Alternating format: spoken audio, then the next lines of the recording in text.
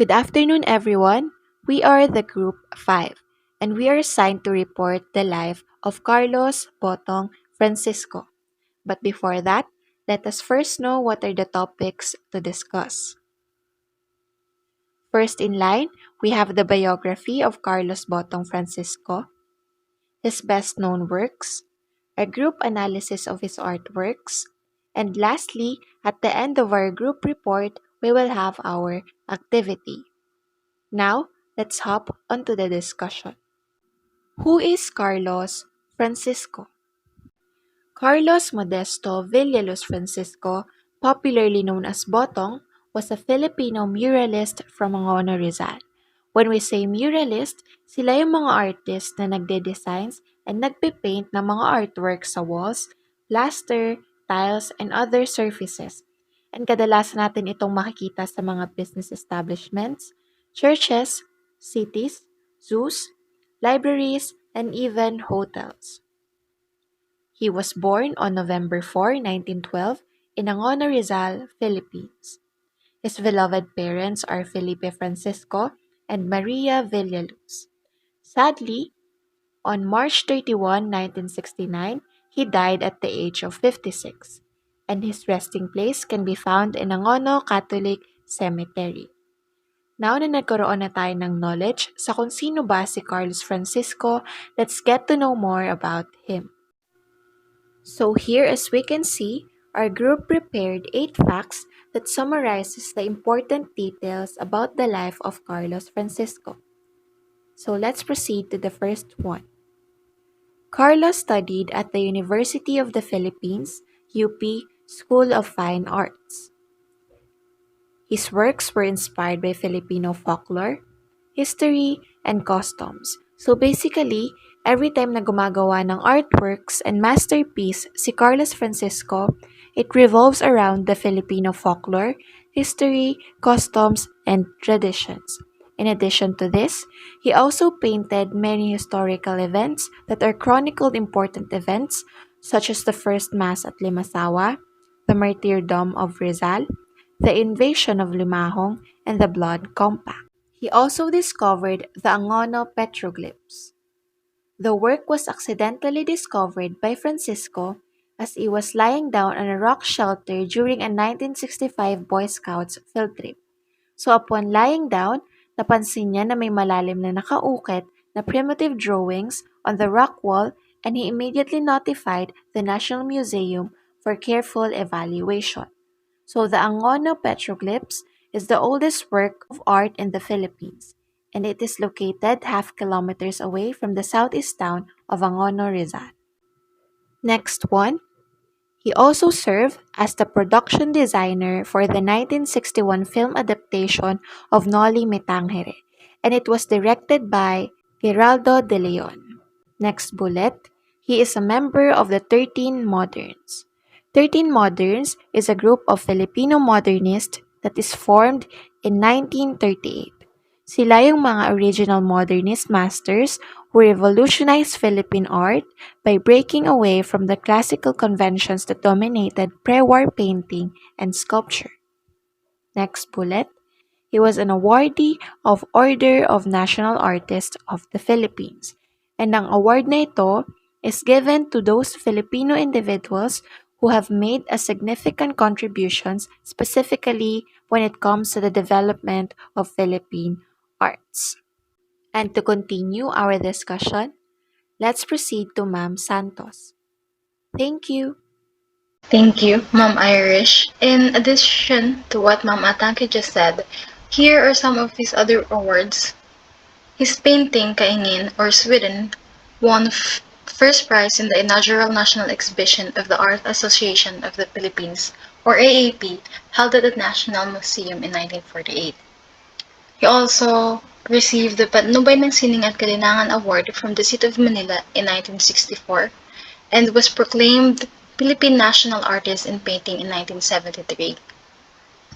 Another fact about Carlos Francisco is that he was one of the first Filipino modernists, along with Galo Ocampo and Victoria C. Edades, who broke away from Fernando Amorsolo's romanticism of Philippine scenes. The Kamote Diggers is an unfinished painting and considered as the last artwork by national artist Carlos Botong Francisco prior to his death in 1969. So these are some of the facts about his unfinished painting Kamote Diggers. The artwork was gifted to then President Ferdinand Marcos and First Lady Imelda Marcos. By 2004, Kamote Diggers was in the possession of a son of a senator who sold it to former central bank governor Jaime C. Laya. The artwork was lent to the Yuhenko Museum from 2011 to 2019 and as part of a rotating exhibition of various national artists. In 2019, Kamote Diggers was auctioned off at the Leyen Gallery, Fine Art and Antiques in Manila for 23.4 million pesos, inclusive of buyer's premium. Thank you for listening. I hope you learned something about Carlos Botong Francisco. Now let's proceed to Sir LEYNES. Thank you, Ms. ALECCA Santos. Now, let's talk about the best-known works of Carlos Francisco. First, Filipino Struggles Through History was a commission from the Manila City government in 1964 during the mayoral tenure of Antonio Villegas and was installed at the Bulwagan Katipunan, later named Bulwagan Gat Antonio Villegas of the Manila City Hall in 1968. On April 8, 1996, the artwork was declared a national cultural treasure by the National Museum Director Gabrielle S. Casal. Next is the Bayanihan. Bayanihan has been a favorite subject of many artists. The picture above is from a mural by Filipino national artist Carlos Botong Francisco that was commissioned in 1962 by Unilab founder Jose E. Campos and currently on display at Unilab Administration Building in Manila. Next, the first mass in the Philippines. The painting of Carlos B. Francisco, the first mass in the Philippines, believed to be finished in between 1955 to 1960. The mass was celebrated in Limasawa Island on the day of Easter. The Spanish soldier and some native Filipinos were to celebrate the first mass in the Philippines with Ferdinand Magellan. The painting of Carlos is show that even the Philippine island was conquered by the Spaniards. When it comes to the mass and the eye of God, each and everyone that time should forget about the troubles and focus on Christianity. Thank you. Let's proceed to Ma'am Capid. Thank you, Sir Leynes. The fourth painting is the Martyrdom of Rizal mural that was completed in 1960s. It is one of Carlos Botong Francisco's most well-known works. He was proclaimed the Philippine National Artist for Visual Arts in 1973. Francisco is best known for his monumental murals portraying historical events in the Philippines. The mural portrays the execution of Dr. Jose Rizal on December 30, 1896 at Bagong Bayan, now known as Rizal Park. Fort Santiago commissioned the mural as part of the Rizal Shrine. Another example of Botong's most well-known paintings is Magpupukot, which literally translates to pulling in the net. It depicts a group of fishermen practically casting and dragging their net in while sailing inside a small wooden kayak boat. As a result, it was assumed that the painting was inspired by his hometown Angono, Rizal, where a fishing village was closely located to their home. Botong's favorite subjects to paint were the lives of the fisheries sector. The sixth painting is the progress of medicine in the Philippines. It is a set of 4 oil paintings on canvas commissioned for the main entrance hall of the Philippine General Hospital in Manila. The first painting portrays a pre-colonial Philippine babaylan or female shaman leading a healing ceremony with their hands raised. The villagers are assembled all around the sick man, led by their chief, and a fire is lit for the pig's sacrificial offering. The arrival of the Spaniards in the Philippines is depicted in the second painting, which features two monks. They are the painting's key figures. The third painting depicts a scene from the American period in which two men hide under a plant to avoid being inoculated. The fourth painting depicts the defining features of modern medicine, such as surgery, radiation, laboratory research, medical equipment, and hospitals. The last painting is Harana. Harana was one of the art pieces that was made back on 1957. Harana is a painting that illustrates a certain musician who is in the process of wooing a Filipino woman. Way back during the Spanish occupation, Harana was a widely used process of men to get the affectionate feelings of a woman. In this endeavor, the most trusted instrument for men is the guitar. Basically, the man attempts to woo a woman by singing underneath her window during nighttime. Its intimate sound complemented the sweetness of Spanish-influenced songs combined with the poetry and lyricism of the Tagalog language. That's the end of my discussion. Now, let's proceed to Sir Saint Villan. Thank you, Ma'am Capid. Now let's proceed to my topic, which is analysis of his artwork. Botong Francisco's artworks with analysis. First is Filipino struggles through history. This artwork depicts not only the history of Manila, but all of the struggles of Filipinos who fought against invaders which takes place in Manila. From the first great Rajas of Tondo, the Spanish colonial period, the Balagtas, Rizal, and the Revolution of 1896 up until the American colonial period, which becomes the history of the entire nation itself. Filipino struggles through history, like I said earlier, it also traces the history of Manila. Next is the Martyrdom of Rizal.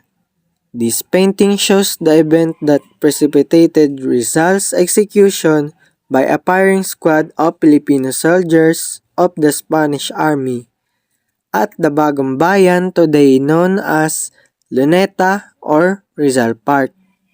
Was his martyrdom, Rizal's life and works may have come to an end, but it gave the Filipino people a fresh start. Now, papaliwanag ko yung first painting ni Mr. Botong Francisco, which is Filipino Struggles Through History.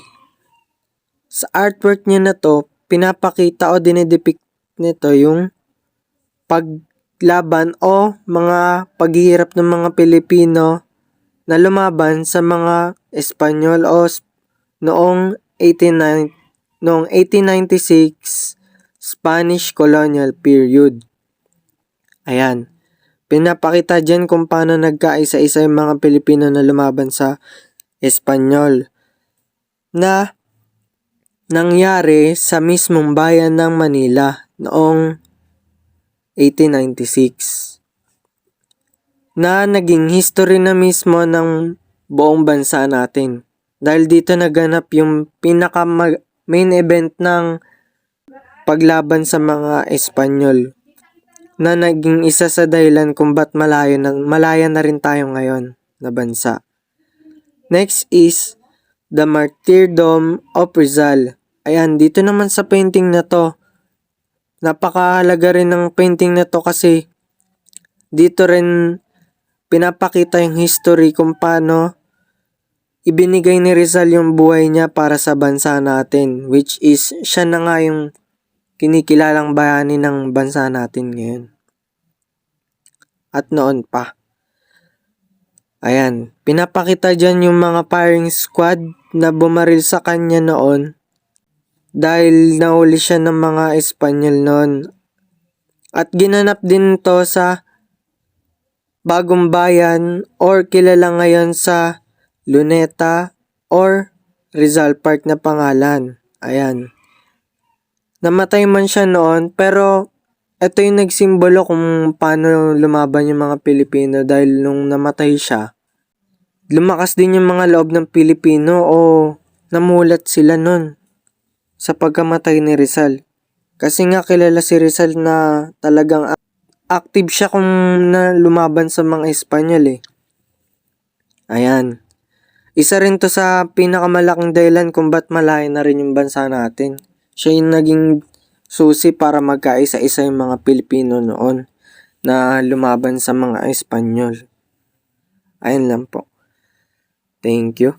Now, let's proceed to the next reporter, which is Mr. Ken APACIBLE. Thank you, Mr. Villan.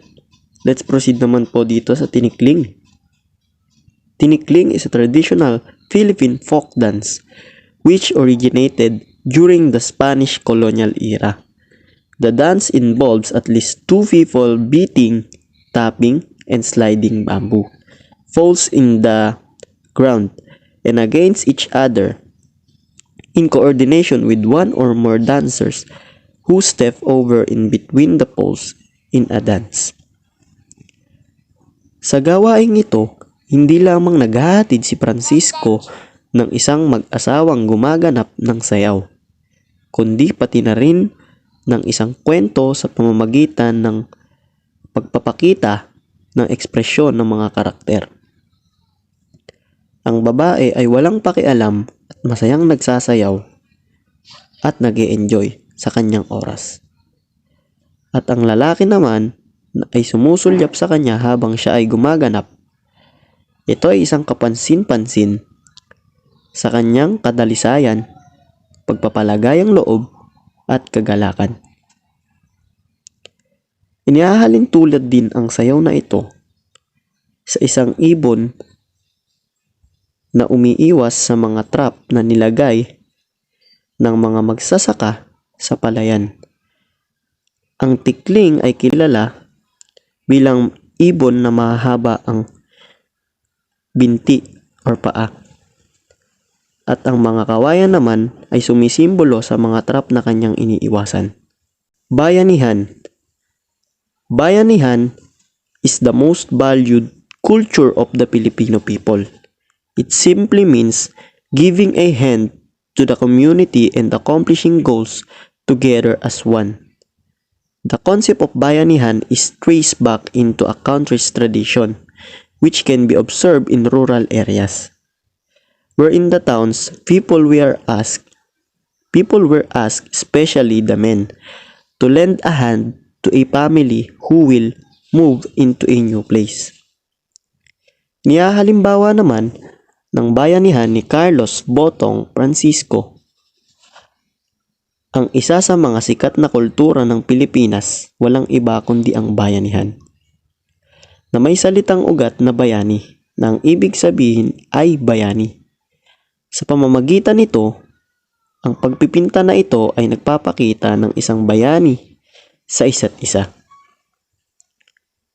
Noong unang panahon, ang mga tao ay nagdadala ng bahay upang lumipat sa iba't ibang lugar or upang ilipat ang kanilang mga kapitbahay dahil sa isang natural na kalamidad o para lamang lumipat ng mga lugar. Ito ay ginagawa sa pamamagitan ng pagtitipon ng sapat na mga tao mula sa parehong kapitbahayan or bayan upang magdala ng isang bahay kubo o isang nipahat. Maliban dito, naglalagay din sila ng mahabang poste ng kawayan na pahaba upang mabuhat ang bahay at kung sino man ang tumulong sa proseso ay tinatawag na bayani sa lipunan. Ang pagpipinta na ito ay naghahatid ng matingkad na mga kulay upang ilarawan ang makulay na buhay at kultura na meron ang Pilipinas. Ang pagbibigay diin sa laki ng bahay kubo ay nagpapaalam sa mga manonood o makakakita kung gaano kahirap dalhin ang mga tao at upang ipakita na mayroon tayong bayanihan. Ang pagpipinta na ito ay nagpapakita ng maraming tao na tumutulong at nagpapakita ng isang kapitbahayan or isang bayan na nagtutulungan. Yun lamang po. Thank you. And that's the end of our discussion. Thank you for listening.